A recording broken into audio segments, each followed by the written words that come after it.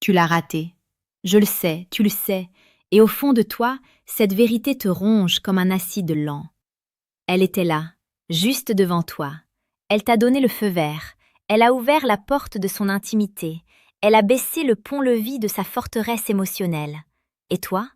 Tu es resté là, figé, aveugle, paralysé par tes propres incertitudes. Tu as analysé la situation avec la peur au ventre, au lieu de la regarder avec l'œil du prédateur calme. Et le moment est passé. L'étincelle s'est éteinte. Elle est rentrée chez elle, seule ou avec un autre, en se disant que tu n'étais qu'un homme comme les autres, faible, hésitant, incapable de lire ce qui était écrit en lettres de feu dans l'air entre vous deux. Pourquoi as-tu échoué? Ce n'est pas parce que tu manques d'intelligence. Ce n'est pas parce que tu n'es pas assez beau ou assez riche. Tu as échoué parce que tu es trop attaché. Tu te soucies trop d'elle. Tu te soucies trop du résultat. Et ce besoin viscéral d'approbation, cette soif d'être validé par le regard féminin, agit comme un bandeau sur tes yeux. Tu es dans la matrice émotionnelle, ballotté par des espoirs naïfs et des peurs irrationnelles. Tu cherches des conseils partout. Tu écoutes ces gourous du dating qui te disent d'être gentil, d'être vulnérable, d'être patient. Ils te mentent. La gentillesse sans force est une faiblesse. La patience sans objectif est de la lâcheté. Aujourd'hui, nous allons détruire cette version de toi. Nous allons éteindre le bruit pour que tu puisses enfin entendre la musique. Je vais ouvrir ton troisième œil social. Je vais t'apprendre à voir ce que 99% des hommes ne voient jamais avant qu'il ne soit trop tard. Mais pour cela, tu dois accepter une vérité brutale. Le détachement n'est pas une option, c'est ta seule arme. Si tu veux qu'elle te désire, tu dois être capable de la regarder sans trembler.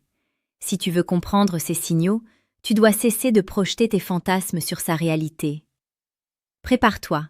Ce que tu vas entendre va changer à jamais ta façon d'interagir avec les femmes. Bienvenue dans le réel, bienvenue dans l'âme stoïque. L'empereur philosophe Marc Aurèle, dans ses Méditations, a écrit une phrase qui devrait être gravée à l'intérieur de tes paupières. Tout ce que nous entendons est une opinion, non un fait. Tout ce que nous voyons est une perspective, non la vérité. Pourquoi je te cite cela maintenant? Parce que dans le jeu de la séduction, dans cette danse primitive entre le masculin et le féminin, la plupart des hommes hallucinent. Ils voient ce qu'ils veulent voir, ou pire, ils voient ce qu'ils ont peur de voir. L'homme faible, l'homme en manque, interprète la politesse comme du désir. Il pense que le sourire de la caissière est une invitation au mariage. À l'inverse, l'homme blessé, celui qui a été rejeté trop souvent, interprète le désir comme de la moquerie. Il voit une femme qui le regarde avec insistance et il se dit « Elle doit me trouver bizarre ». Le stoïcien, lui, ne devine pas. Il n'espère pas. Il n'a pas peur. Il observe. Il se détache du résultat. Il se tient au centre de la tempête émotionnelle, immobile, silencieux, et il regarde les faits. C'est ce détachement qui est ta plus grande force. C'est ce que j'appelle la vision de l'aigle. L'aigle ne déteste pas la souris, il ne l'aime pas non plus. Il la voit, il calcule sa trajectoire, il agit. Pour comprendre si une femme te désire, tu dois d'abord tuer en toi le petit garçon qui a besoin qu'elle te désire. C'est le paradoxe ultime. Pour la voir, tu dois être prêt à la perdre avant même de l'avoir rencontrée. Une fois que tu as atteint cet état de vide émotionnel, de calme souverain, alors et seulement alors, les signes deviennent clairs. Ils ne sont plus des énigmes, ils deviennent des évidences aveuglantes. Voici les 7 signes que la nature féminine ne peut pas cacher et que seul l'homme détaché peut percevoir. Le premier signe est le plus ancien, le plus biologique, le plus incontrôlable de tous. C'est le regard, mais pas n'importe quel regard. Je ne parle pas du coup d'œil poli que l'on jette à un passant. Je parle de l'ancrage visuel. Dans la nature, regarder un prédateur dans les yeux est un défi ou une menace. Mais regarder un partenaire potentiel, c'est une invitation. Il faut que tu comprennes la mécanique physiologique derrière cela. Quand une femme est attirée par un homme, son système nerveux sympathique s'active. C'est une réponse de combat ou fuite, mais modifiée par le désir. L'adrénaline monte légèrement. Et que fait l'adrénaline? elle dilate les pupilles. Si tu es proche d'elle, dans une lumière tamisée ou même normale, et que tu vois ses pupilles envahir l'iris, transformant ses yeux en deux lacs noirs et profonds, ce n'est pas qu'elle a mal aux yeux. C'est que son cerveau essaie de capter le maximum de lumière, le maximum d'informations visuelles sur toi. Elle veut te manger des yeux. C'est un réflexe reptilien. Elle ne peut pas le feindre. Mais le stoïcien va plus loin que la simple biologie. Il analyse la séquence. Observe bien. Elle te regarde, tu croises son regard. Elle détourne les yeux, souvent vers le bas. C'est un signe de soumission sociale, une réaction de modestie programmée par des millénaires d'évolution.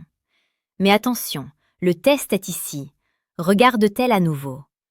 Si elle te regarde, baisse les yeux, et dans les 45 secondes qui suivent, ses yeux reviennent se poser sur toi comme attirés par un aimant, c'est validé. C'est ce qu'on appelle la vérification. Elle vérifie si tu la regardes encore. Elle vérifie si tu es toujours ce mâle dominant qui a capté son attention. L'homme moyen, l'homme faible, détourne le regard dès le premier contact par intimidation. Il brise la tension. L'homme stoïcien maintient le contact une seconde de plus qu'elle, sans sourire bêtement, sans sourciller. Il lui fait comprendre par ce simple duel oculaire « Je te vois, je n'ai pas peur de toi. Je suis le rocher, tu es la vague. » C'est une communication silencieuse, bien plus puissante que n'importe quelle phrase d'approche ridicule que tu pourrais apprendre sur Internet. Si tu captes ce regard triangulaire, œil gauche, œil droit, bouche, puis retour aux yeux, sache que la porte est ouverte. Elle évalue ta génétique. Elle imagine déjà le goût de tes lèvres avant même de connaître ton prénom. C'est brutal, c'est direct, c'est animal. Ne l'ignore pas. Le deuxième signe concerne l'espace. L'être humain, comme tout animal territorial, possède une bulle invisible autour de lui. C'est notre zone de sécurité. Nous ne laissons entrer dans cette zone que deux types de personnes, ceux que nous voulons combattre et ceux avec qui nous voulons nous accoupler. Tout le reste est maintenu à distance sociale. Une femme qui n'est pas intéressée par toi fera tout pour maintenir cette distance. Si tu fais un pas vers elle, elle fera inconsciemment un micro-pas en arrière. Elle mettra son sac à main entre vous. Elle croisera les bras, créant une barrière physique. C'est le langage du rejet silencieux. Mais la femme qui te désire, elle va chercher à briser cette bulle. Elle va envahir ton territoire. C'est ce que j'appelle la gravité des corps. Tu es dans un bar, ou en réunion, ou dans une soirée. Observe sa position. Est-ce qu'elle se rapproche de toi alors qu'elle n'y est pas obligée? Est-ce qu'elle trouve une excuse pour te montrer quelque chose sur son téléphone, obligeant vos têtes à se toucher presque? C'est une violation délibérée de l'espace personnel. Elle teste ta réaction. Elle veut sentir ton odeur, sentir ta chaleur. C'est une intrusion calculée. Beaucoup d'hommes, aveuglés par leur propre insécurité, reculent. Ils se disent « Pardon, je suis trop près » et ils s'éloignent. Erreur fatale. Tu viens de rejeter son avance primitive. Tu viens de lui dire « Je ne suis pas à l'aise avec ton intimité ». Le stoïcien, lui, ne bouge pas. Il reste ancré. Si elle entre dans sa zone, il l'accepte sans tressaillir. Il la laisse venir saturer son espace. Il comprend que c'est une danse. Plus subtil encore, l'orientation des pieds. On peut mentir avec un sourire, on peut mentir avec des mots, on peut même mentir avec les mains. Mais les pieds ne mentent jamais. C'est la partie du corps la plus éloignée du cerveau, la moins contrôlée consciemment. Si elle te parle mais que ses pieds pointent vers la sortie, elle veut partir. Son esprit est déjà dehors. Mais si elle parle à quelqu'un d'autre et que ses pieds sont orientés vers toi, c'est toi qu'elle vise. Son corps est un compas et tu es le nord magnétique. Savoir lire ces signaux de proximité et de langage corporel froid demande une maîtrise de soi absolue. Tu ne dois pas réagir émotionnellement, tu dois analyser comme un ordinateur. C'est exactement le concept de miroir froid que je détaille avec une précision chirurgicale au chapitre 4 de mon premier ouvrage, Le manuel brutal du séducteur stoïque. Dans ce livre, je t'explique comment ne pas être ce miroir déformant qui projette ses peurs, mais être un miroir froid qui renvoie à la femme sa propre image, la forçant à se qualifier. Si tu n'as pas ce livre, tu ne comprendras pas comment réagir quand elle envahit ton espace. Tu vas paniquer, tu vas sourire trop vite, tu vas casser l'attention. Le manuel brutal n'est pas un livre de lecture, c'est un logiciel de reprogrammation mentale pour ton cerveau. Il t'apprend à décoder la psychologie féminine obscure, celle qu'elles ne t'avoueront jamais. Sans ce bouclier mental, tu restes une proie dans un monde de prédateurs sociaux. Ne sois pas naïf, équipe-toi. Revenons à l'observation. Le troisième signe est ce que les éthologues appellent le preening ou le toilettage de déplacement. C'est un comportement que l'on retrouve chez les oiseaux, les primates et bien sûr les humains. Quand une femme est en présence d'un mâle qu'elle considère comme de haute valeur, elle ressent une montée soudaine de conscience de soi. Elle veut être parfaite pour toi. Concrètement, cela se manifeste par des gestes parasites mais révélateurs. Elle passe sa main dans ses cheveux pour dégager sa nuque. La nuque est une zone érogène et vulnérable. La montrer est un signe de confiance et de soumission archaïque. Elle lisse ses vêtements. Elle humecte ses lèvres. Elle joue avec son collier ou une bague. Pourquoi fait-elle cela? Premièrement, c'est pour attirer ton regard sur ces zones. Quand elle joue avec son collier, elle guide tes yeux vers son décolleté et son cou. Quand elle touche ses lèvres, elle guide tes yeux vers sa bouche. C'est du fléchage aérien. Deuxièmement, c'est une décharge de tension nerveuse. Tu l'intimides. Ta présence perturbe son homéostasie. Elle a besoin de canaliser cette énergie sexuelle naissante par le mouvement. L'homme non averti pense qu'elle s'ennuie ou qu'elle est juste nerveuse de nature. L'homme stoïcien sait que c'est le signal de la disponibilité. Elle se fait belle pour toi en temps réel. C'est une offrande visuelle. Si tu vois qu'elle remet une mèche de cheveux derrière son oreille en te regardant, puis qu'elle incline légèrement la tête sur le côté, c'est terminé. Le signal est vert. C'est une invitation à l'approche. Ne demande pas la permission vient d'être donnée par son inconscient. Le quatrième signe se trouve dans la fréquence sonore. La voix est un instrument de séduction redoutable. Des études en psychoacoustique ont démontré que lorsqu'une femme parle à un homme qui l'attire, sa voix change. Elle peut devenir plus aiguë, plus chantante, adoptant un ton presque enfantin. C'est un signal de jeunesse et de fertilité. Ou alors, elle peut devenir plus grave, plus rauque, plus lente, signalant une disponibilité sexuelle immédiate, une sorte de murmure de chambre à coucher en plein jour. Mais le plus grand indicateur sonore, c'est le rire. Le rire est un lubrifiant social, mais c'est surtout un indicateur d'intérêt. Si elle rit à tes blagues, même celles qui ne sont pas drôles, et soyons honnêtes, la plupart de tes blagues ne sont pas drôles, c'est qu'elle est intéressée. Elle ne rit pas de la blague, elle rit pour valider le compteur. Elle rit pour te dire « Je suis en phase avec toi, je t'accepte, continue ». Le silence, lui aussi, est une musique que tu dois apprendre à écouter. Il y a le silence gêné, lourd, celui qui crie « Laisse-moi tranquille ». Et il y a le silence habité, électrique, celui où vous vous regardez, où personne ne parle, mais où la tension monte. Si elle ne cherche pas à combler ce silence par des banalités, si elle reste là, à te soutenir le regard dans le calme, c'est qu'elle est bien avec toi. Elle savoure la tension.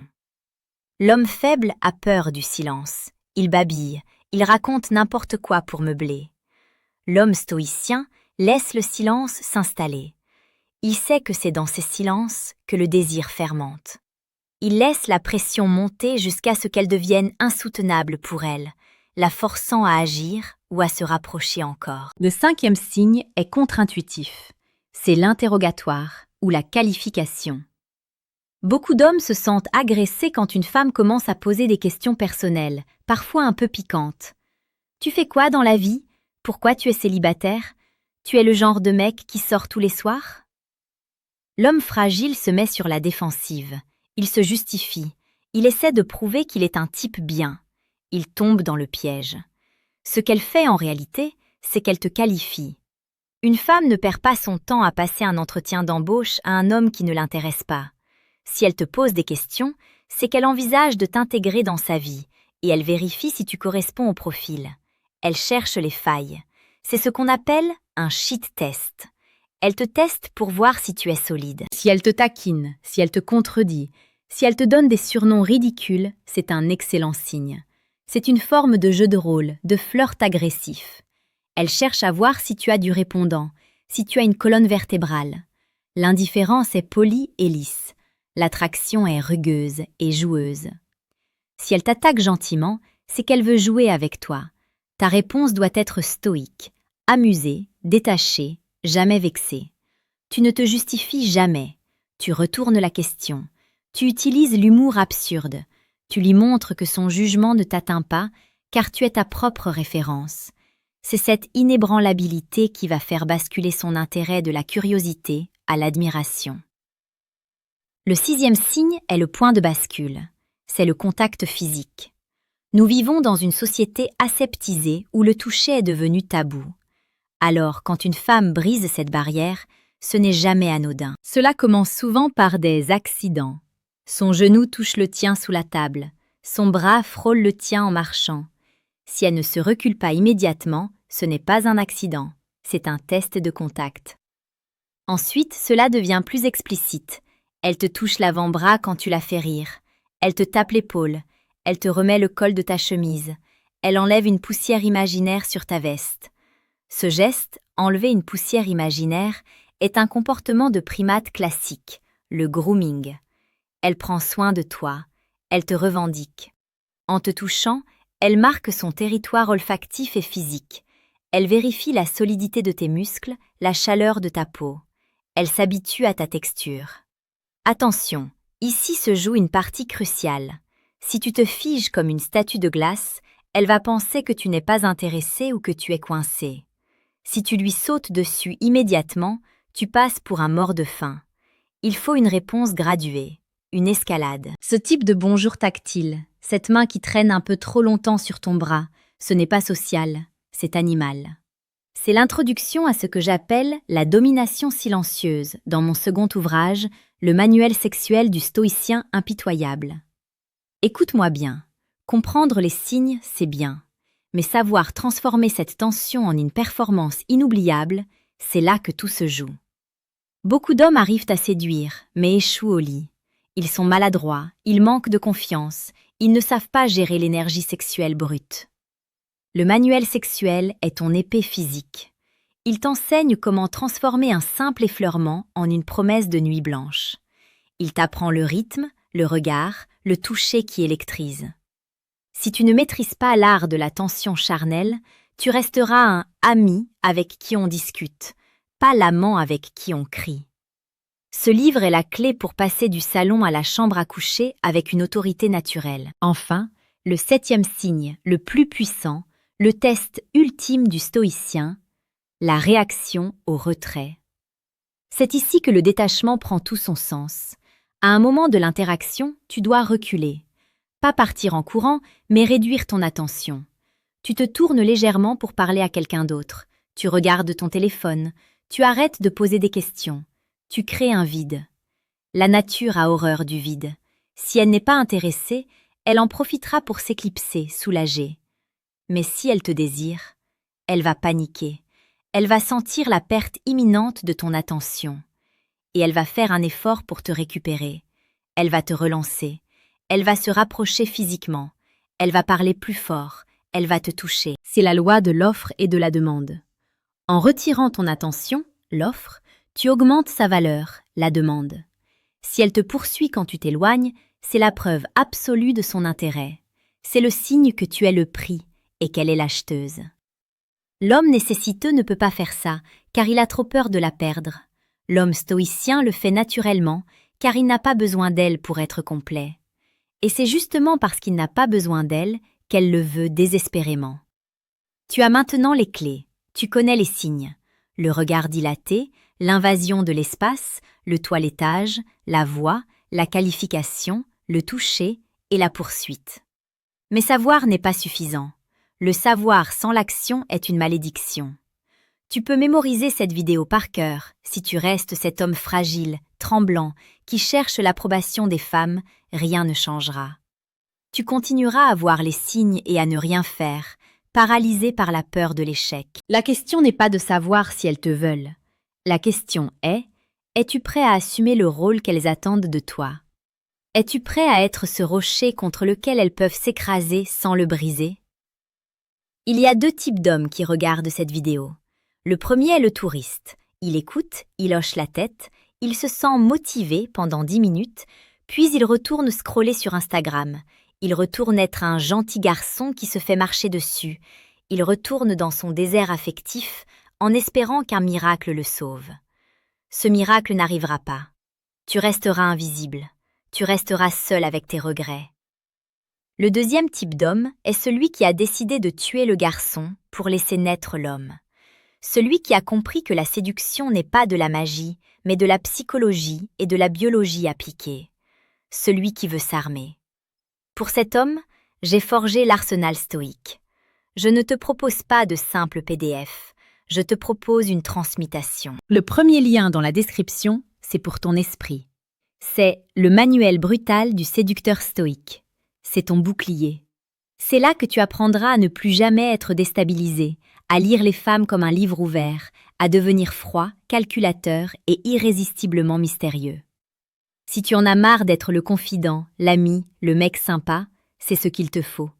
C'est la fin de ta naïveté. Le deuxième lien, c'est pour ton corps et tes instincts. C'est le manuel sexuel du stoïcien impitoyable. C'est ton épée. Parce qu'une fois que tu l'as attiré, tu dois assurer. Tu dois être capable de lui faire vivre une expérience qui la marquera au fer rouge. Si tu as peur de ne pas être à la hauteur, si tu veux maîtriser l'énergie sexuelle et la domination physique, c'est impératif. Ne reste pas au milieu du gué. Ne sois pas cet homme qui sait mais ne peut pas. La médiocrité est une maladie mortelle et le temps joue contre toi. Chaque jour que tu passes sans comprendre ces dynamiques est une opportunité perdue, une femme qui passe et qui ne te regarde pas. Deviens l'architecte de ta propre vie, pas le spectateur de celle des autres. Clique sur les liens, prends les manuels, étudie-les comme si ta vie en dépendait, car ta vie d'homme en dépend réellement. Le détachement est une puissance, l'observation est une arme, le silence est un roi. Abonne-toi à l'âme stoïque si tu veux continuer à recevoir le savoir des ombres. Les autres peuvent rester dans la lumière aveuglante des illusions. Nous voyons clair dans l'obscurité. À bientôt.